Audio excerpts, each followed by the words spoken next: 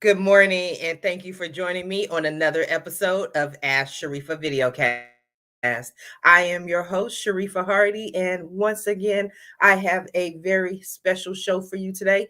And this show, as always, is happening in real time. So, we're going to talk to you about some things that are going on in the world today. But I'm going to introduce my guest, Mr. John Cruikshank. John is the mayor of Ranchos, Palos Verdes, and he is also up for Los Angeles County Supervisor. Good morning, John. How are you? I'm good. Good morning, Sharifah. I'm really good. I mean, I'm obviously looking forward to the rain stopping a bit so we can enjoy Southern California, but no, it's great to be with you today.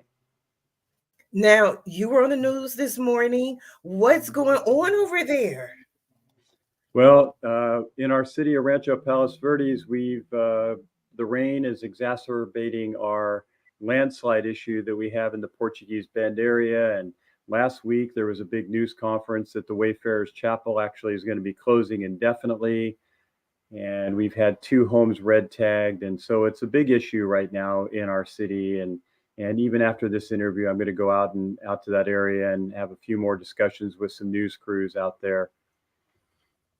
Okay, you said a lot. That was a mouthful, John. So before I we know. get into all of those, no, it's great because it gives me a lot of meat and potatoes to unpack. So before we get into those issues, I just want to tell the audience a little bit more about how we met and why I wanted to sit with you today. And my audience knows I always have a story for everyone I bring on the show.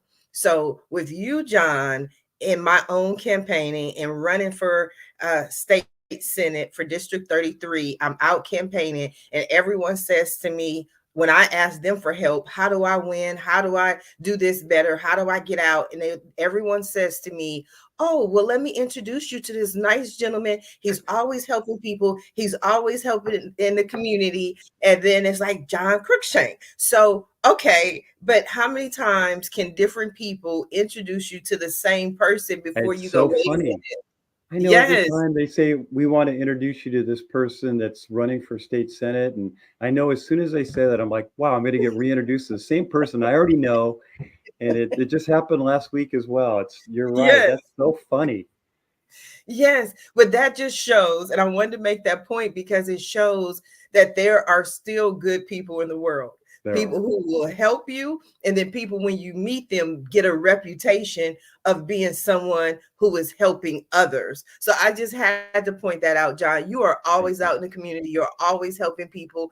And even now, you're like a first responder in that you don't run away from the situation. You run to the situation and say, how can I help? How can I be of service? Well, that's right. I mean, Americans in general are not quitters. It's just kind Mhm, of like the situation we have here in California, mhm, where we are losing population and people are leaving our great state. And as you and I've talked about, the only reason anyone would ever leave the beautiful state of California or Los Angeles County is because of the politics and mhm. because of the financial pressures that are put on us, and of course, crime and homelessness and all the other issues that we talk about. And these are huge issues that are not something that just one person can solve. And so you need to get out into the community and you need to talk to everyone you can, because everyone has a little piece of the solution out there, and you got to listen to them. So that's what I try to do. Yes, and it shows because that's your reputation. But do you ever feel, you're the mayor, you're running for LA County Supervisor. Do you ever, because this is my question I always ask people, and I don't mean to blindside it with you, but do you ever get imposter syndrome? Do you ever feel like you said these problems are overwhelming? It's homelessness. Everyone in the country, the greatest minds in the world are trying to tackle this issue. Inflation, all these different crime, these issues. Do you ever just feel like no matter what I do, it's not going to make a difference? You, you're not blindsiding me with the question, and honestly, no. And the reason I say that is because I don't think any one person should take on the big problem of homelessness. I believe that within that big problem, there's a multitude of smaller problems that all can be solved. And so I think you have to attack that big problem as individual problems that you say, hey, let's find solutions to each one of those. And then eventually, as you take a bite at the apple over and over again, eventually you've eaten the whole apple, and so you've solved that problem. So I guess I don't take things personal, and I don't take the problems as like the full weight. I know that when you try to do that, not one person can figure that out. And we all need help. We all need the people around us. And so that's how I like to, as an engineer, that's kind of how I'm trained to do things. And that's how I go about solving big problems like that. Yes. So I can in your the way you work, in our discussions, I can definitely tell the engineer in you. But I also see the humanitarian in you. And I think to me that is more of an overriding feeling just watching you, because it's like John really truly cares about people. And just watching you at different events and different gatherings, when you always take the time to speak to people, that to me is not a logical thing. You take the time to have conversations, you care about what people are going through, and you really want to know, okay, how do you feel about this? So yes, I do see that your occupation is an engineer, but I see again the humanitarian in the way that you approach situations. So just being there, like here in our city of Long Beach, the mayor is very active. He's very out. And sometimes there are situations where there's absolutely nothing he can do, but just having his presence there will make you feel better. So do you feel when you're going out that having your presence there helps the people and gives the people hope? Completely. Um, whether um, like in your current situation with your mayor, I think that having someone take the time to go and see what the situation is versus sending out aides to go do that or others to do that, I think sends a very powerful message to the community that they're being heard. Um, I mean, I think you do need to do more than just show up, though. Like showing up's the first part, and listening to people is the first most important part, and seeing with your own eyes what's going on. But then you need to follow up with that as well. Like it being a representative of and is not an easy job, and that's why I love it so much, because being someone that's run my own companies for many years, since 1996, and being an engineer, and those two things alone are not easy necessarily. But when I got into politics and first got elected in 2017 onto my city council, I just got such great joy in the fact that it took a lot of the experiences I had as being a business owner and an engineer, and just took it to a whole new level, because you're not just solving problems for individual clients, but you're solving problems for thousands of people. It affects, in my city, we have 42,000 people, and I try to represent all 42,000 of them as best I can. And you can't make every single person happy. So that not isn't necessarily the goal, but going out and at least listening to people. Like yesterday, I was out with a group of people that are in the landslide area, and their homes are in jeopardy, and they're frightened, and they were appreciative that I was there. But I told them, look, I appreciate you saying that, but I'm actually here for you. I can't do my job as the mayor of your city unless I actually hear from you. And so yes, being there is important, but also listening and then taking the action that you hear from those people that you represent, and actually getting things done. That's really you got to do the whole thing. Yes. Yes, you definitely do. Now, again, the landslides. What area is being affected with the landslides, by the landslides? Sure. So, if anyone's familiar with the Palos Verdes Peninsula, over on the west side of our city, where you're looking out toward Catalina Island, along Palos Verdes Drive south, just north of the Trump Golf Course, and of course south of Terranea. Kind of in that area, there's a Portuguese Bend Beach Club. There's Abalone Cove, Wayfarers Chapel. If you drive over there, you'll certainly know it's an area where you have to slow down a lot because it is like a roller coaster.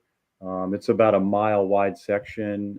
Right now, they're saying it's about 400 or 500 acres of land being affected, and it's Wow. moving between 4 to 10 feet a year into the ocean. So you can only imagine if you had a house and it's not just moving, but it's changing vertically, and it's a real issue for everyone out there, and it's the number one issue for us out there.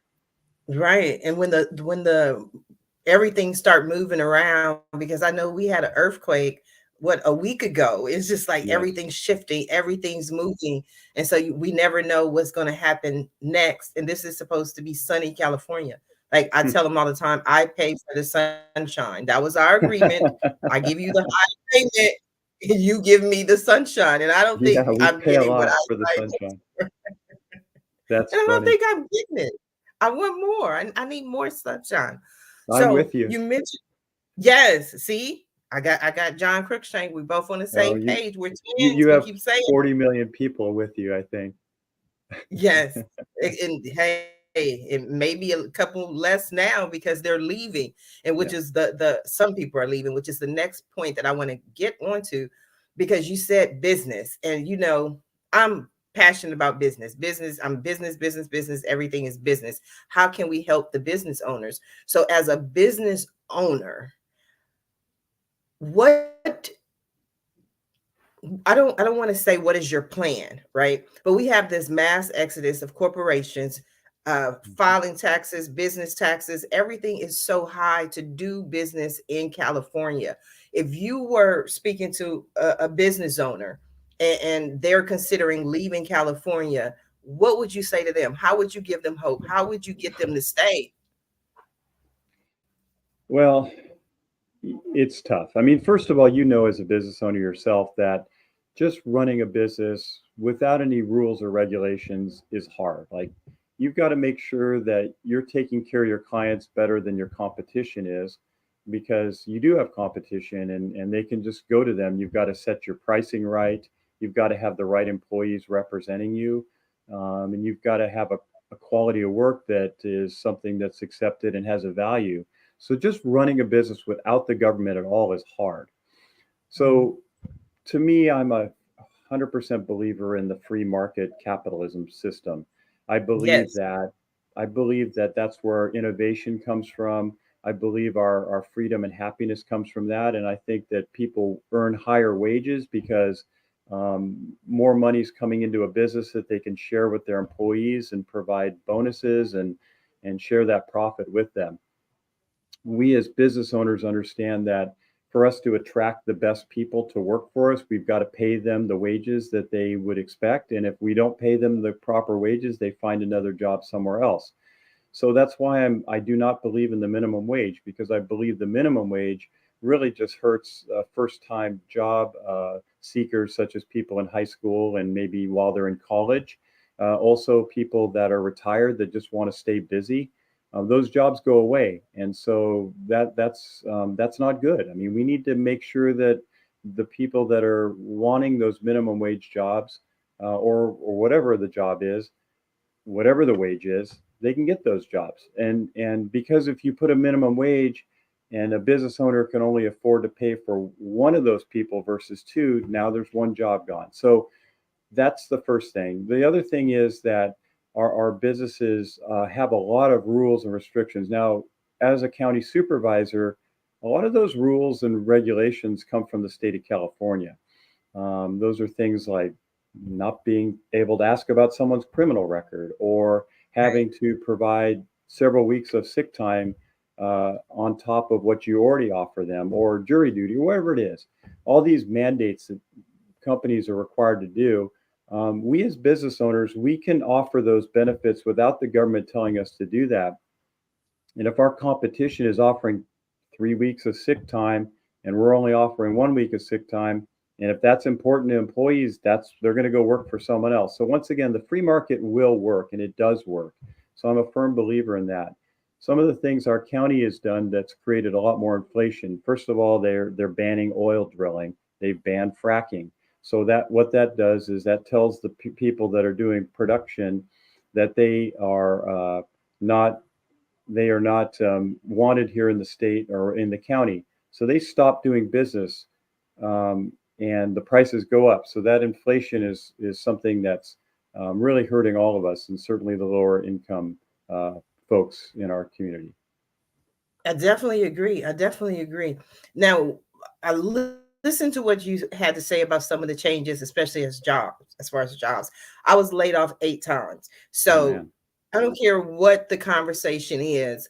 We could be talking about Barbies. I will bring that conversation back to jobs and how we're going to fix this job situation. One of the things that I see as a major concern is the issue of outsourcing, global outsourcing. As a business owner, it's something that, and I really don't talk about this much, at least publicly, is that ethically I struggle with this idea that I want my all of my employees to be American, Mm-hmm. made in Mm-hmm. America, jobs in America, everything in America. We have to bring the jobs back. I've been working since I was 11 years old. I worked, major jobs at 16 years old. But I remember being in my 20s. If all else failed, I could go get me a call center job. There were always call center jobs. And maybe I'm wrong, John. Maybe you disagree. But in my, I'll be 48 next month. But it was always, if all else fails, you just go work in a call center. Now, even those jobs have been outsourced globally. So from the employee perspective, I'm like mad because it's like, nah, I don't have that job. But from the employer perspective, I'm like, why would I pay somebody $20 an hour to do what I could pay someone else $200 a month to do? So do you ever have that ethical dilemma or that dilemma or even that conversation, John? I do. I mean, I want all the jobs to stay here in this country and stay locally, but I also understand how businesses work, and it government makes you here in California makes you feel like profit is a bad thing, and making money is a bad thing. It's not a bad thing. It's the reason that people are in business so they can actually make money to put food on their table and to afford the things they want to do. And so people that are successful that work hard for that, uh, we should be giving them thank you for all the things that they've created, not making them out to be bad people. Um, when the government creates rules such as minimum wages, such as all the different benefits and things we're supposed to give to employees without talking to any of us about it, they just create rules and rules because that's something that they feel other people should have. Um, all that does is it just disincentivizes businesses from hiring people locally. Same with all the lawsuits that you have in terms of harassment and other things. We should not be treating our employees poorly, and we should not be harassing our employees. And certainly there should be punishment for that. But to treat us all as if we're all doing that and we're all evil business owners, what that does is we look at our bottom line and we say, wow, I can't afford to have those 20 people here in my call center physically, but I can afford them to be in the Philippines or in India or wherever they are. That's hard to do, though. I mean, I don't know if you've ever outsourced. I have one person that's he's not outsourced outside the country, but he's in Kentucky, and he's cheaper because it's the cost of living is cheaper there. And he's a great engineer, so it works out great. Would I rather have someone physically here? Here, sure, I would, because that gives me more flexibility to send them out to site visits and do other things. But business owners are going to find their way. Business owners are smarter than government people, and they just are, and successful ones certainly. And they're going to find their way. They're going to navigate to what makes most sense. And if we can figure out ways to reduce the cost of living, get rid of inflation, and get rid of all this government regulation, what you're going to see is a lot more people getting hired locally, and a lot more because business owners, for the most part, they don't want to go overseas. They want to hire people right here. But if they don't have people to hire, or they don't have people that they can afford to hire, they're going to make those choices, and it's going to be harder for them to manage those people, but financially it's going to be better. So we've got to let the free market work.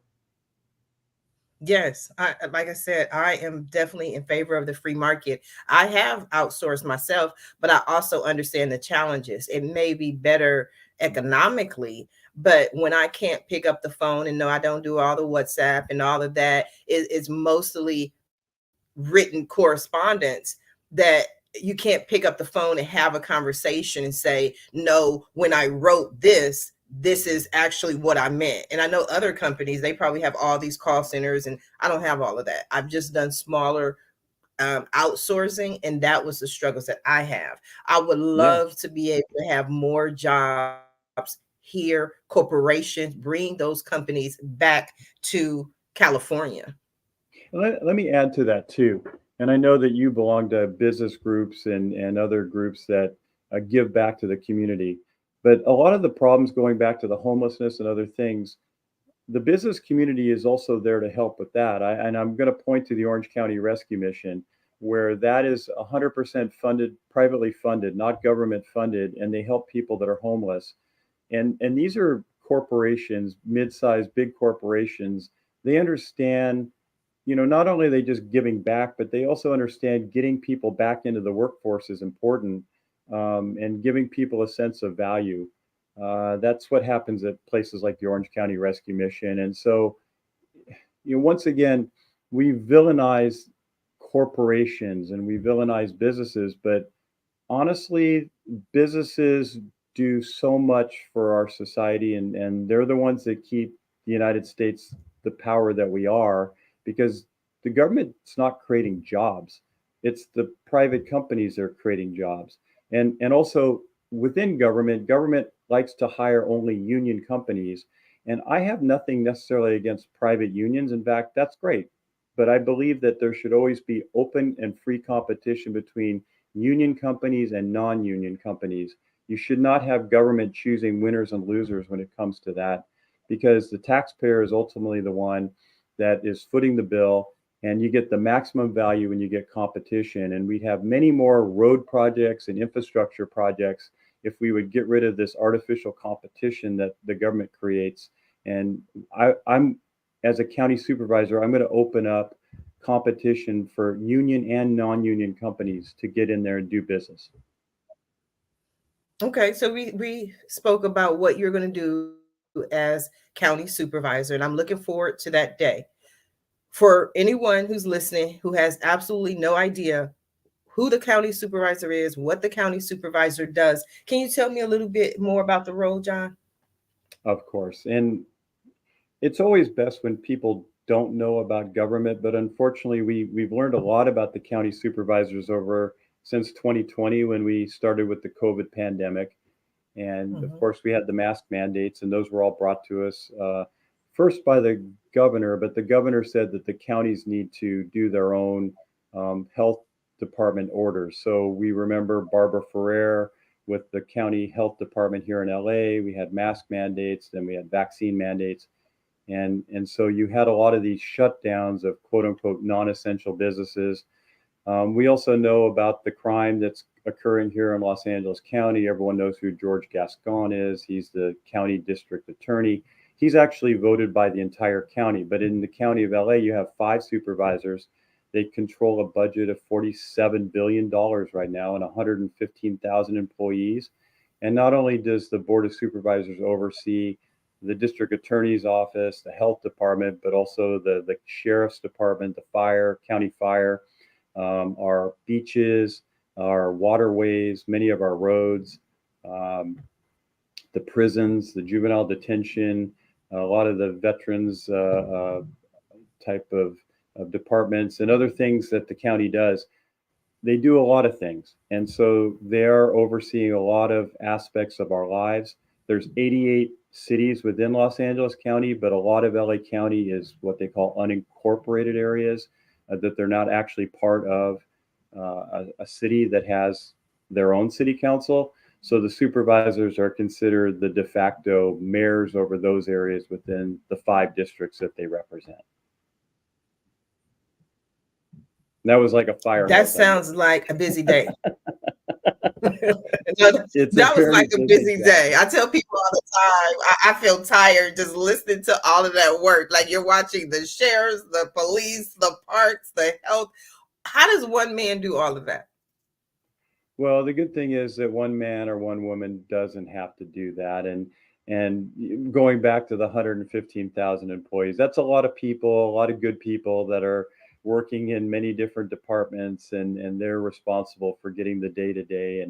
And a lot of people don't know this, but like cities have, they typically have city managers. There's actually a quote unquote city manager or a CEO of the county that is directly reports to the county supervisors. And that CEO is someone that oversees the organization. And you want to make sure that the person that is the CEO of the county is one of the best organized people that you could possibly find to make sure that all those departments are getting properly run. And it's the supervisors that need to make sure they listen to the voters, they listen to the people they represent, and they're doing the things that help the county flourish. The reason I'm running is because the current board of supervisors is not listening to everyone. They listen to kind of one party at this point, and then that's not enough. You got to listen to 100% of the people. Our issues are nonpartisan, and the homelessness keeps getting worse, and public safety is getting worse, and our economic opportunities are getting less and less, and inflation's terrible, and finally our infrastructure needs to be managed better. There's just too much critical aspects of our lives that are being left. Uh, they're not working now, and so I want to help bring back a spirit of America is great, and let's get this thing rolling again. LA County is an amazing place. Yes, I definitely agree. Been here since I was 8 years old. So I definitely love it. So for me, I never expected to get into politics. It was a friend of mine who encouraged me, said, this is what you have to do. Now you're operating your business, you're living your life happily ever after, been married for over 30 years. Why jump into politics? Why not just allow somebody else to fix all the problems that you just mentioned? Why you? Well, somebody else could do it. I mean, I'm not going to say that I'm like the savior of the world. I'm not. I'm someone that was 50 years old when I got into politics for the first time and got elected in the city council. And so I'm not a career politician. I am a third generation LA County resident. I love everything about LA County. I've lived in many different cities, mostly in the South Bay area. And I think I have a unique situation where I'm a business owner, I'm an engineer, and I'm an elected official. And I I believe kind of like you. I mean, you feel a responsibility. I feel like I can do something at this point, and this is an opportunity for me. And I'm 57 years old. I'm not getting any younger, and I feel like I can help. I can help Los Angeles County, and I will help Los Angeles County. And I'm running against someone that her father's name, the Hahn name, is on every building in LA, and I have everything going against me when it comes running against someone like that. Uh, but I don't care. I mean, at very least we're going to keep getting the message of listening to everyone, free market capitalism, getting the pressures off of our residents and off of our taxpayers and off of our businesses, and giving people hope again. Like, we're losing 1% of our population every year in LA County right now because people are just tired. They're just tired. They're tired of being treated unfairly. And everyone needs to be treated unfairly. And you kind of have this partisan politics and the division, the tribalism that goes on in this country, and people are just fed up with it. I always tell people the only diversity we need in this country is diversity of thought. I love the idea that there's people that have far left ideas and far right ideas, because you get good things from everyone. Like, nobody's 100% right or wrong, But if you have elected officials that start listening to everyone and start figuring out what's the best solution for the most people, we're going to start fixing a lot of our big problems. And so I have an opportunity to do that. And I believe I'm going to be doing that. So, and being on shows like this certainly helps. Oh no, see, your heart was coming out. That last part, that all your love and all your passion for the people. And you are correct. I do feel in running for state senate that I have a responsibility. But I think for me, the driving force is that I always like to look to the future, right?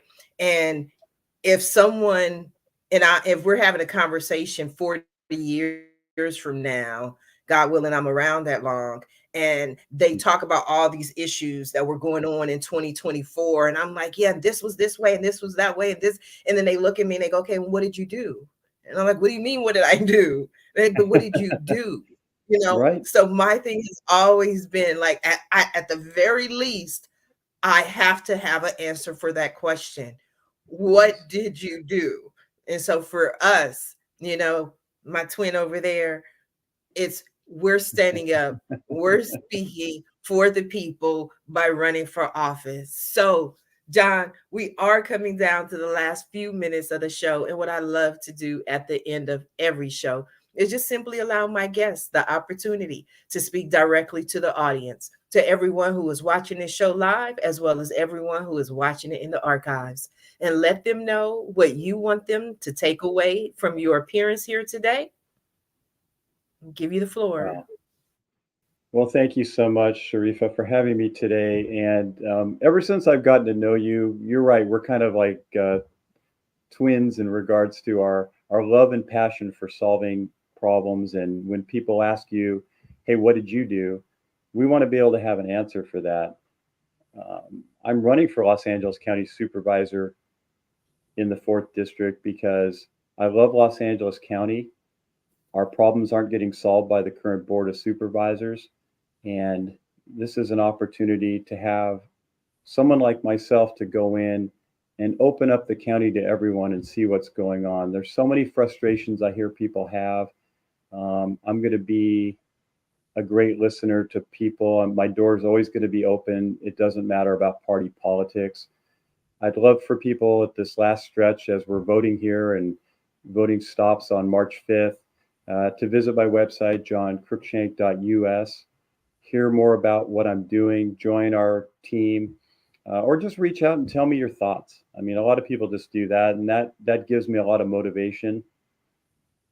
It's been worth the whole year or so that I've been campaigning, and I still love Los Angeles County. I always will, and I want to do everything to help my residents, my friends, my family, and that's what I want to get out of this. The sacrifice is worth it, and thank you so much for having me on your show today. Okay, I was leaving, but then I just had to stop for a minute. The sacrifice. I just want to put this out there. Can you let people know that it requires a personal sacrifice to run for office? Of course.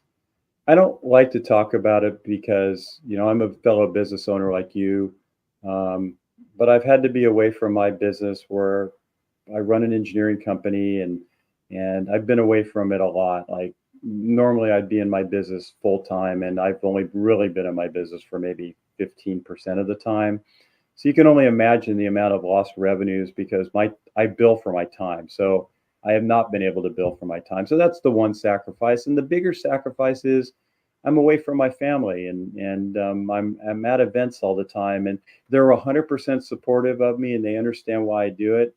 But I also love to be around my family and friends, and so I have an extended family and friends now, right? With the people that I meet, people like yourself, but also the ones close to me. I don't see them as much, but they understand, and they're supportive, and so that, I guess, those are the couple sacrifices. But in the big scheme of things, those are small sacrifices compared to what is important to me.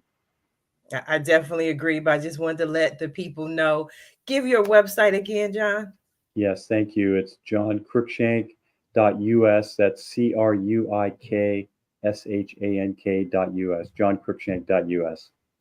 Yes, I want to thank you for being a guest on today's episode of Ask Sharifah Videocast.